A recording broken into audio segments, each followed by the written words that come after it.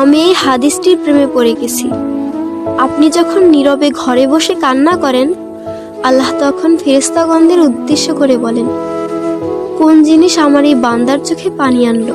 ফেরেশতাগণ বলেন, আপনার বান্দা সুখে নেই, আপনার বান্দা অনেক দিন হাসেনি।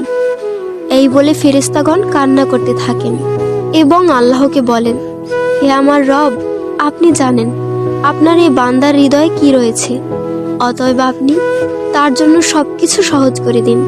আল্লাহ বলেন, আমার এই বান্দা এমন কিছু জীবন থেকে হারিয়ে ফেলেছে যা সে অধিক ভালোবেসেছিল। অতএব আল্লাহ বলেন, আমি শপথ করছি, আমার বান্দা তার জীবন থেকে যা হারিয়েছে এর চেয়ে উত্তম জিনিস তাকে এনে দেব, যা দেখে দুনিয়া ও আখিরাতের সবাই বিস্মিত হবে। আলহামদুলিল্লাহ।